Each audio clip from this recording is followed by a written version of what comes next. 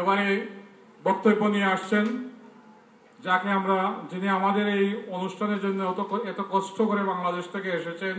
ওনার এত ব্যস্ত সময় নষ্ট করেও সময়ের মধ্যেও আমাদেরকে সময় দিয়েছেন আমাদের মাননীয় শিক্ষামন্ত্রী জনাব নুরুল ইসলাম নাহিদ। জনাব নুরুল ইসলাম নাহিদ এবারে বক্তব্য নিয়ে আসছেন।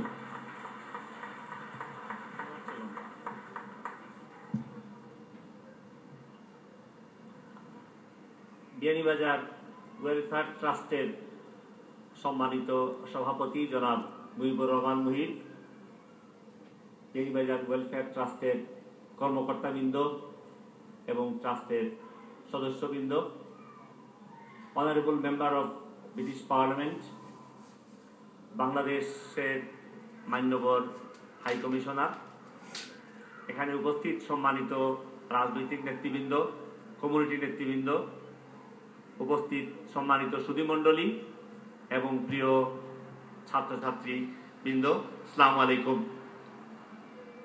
আমি খুব ভালো করেই বুঝি যে এইরকম একটি চমৎকার বৈচিত্র্যমণ্ডিত অনুষ্ঠানের শেষে গতানুগতিক একটা বক্তৃতা দেওয়া আমার জন্য খুবই ঝুঁকিপূর্ণ, আর আপনাদের জন্য বিরক্তির সৃষ্টিকারী হবে।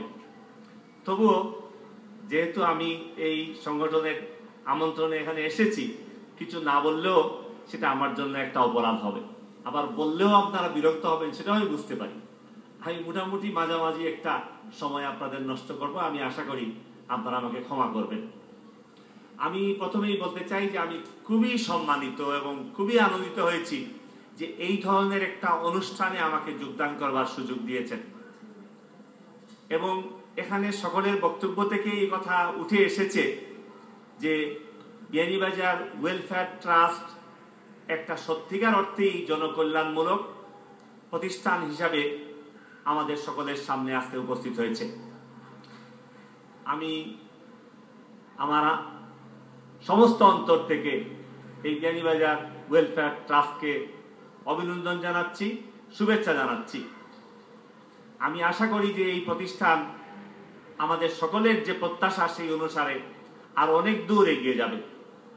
এই সংগঠন সম্পর্কে আমরা ইতিমধ্যেই জেনেছি যে এর মধ্য দিয়ে আমাদের জনগণের কল্যাণের জন্য 12 বছর ধরে যে প্রচেষ্টা চালিয়েছেন, তার মাধ্যমে আমাদের দরিদ্র, অবহেলিত, বঞ্চিত মানুষ নানাভাবে উপকৃত হচ্ছেন।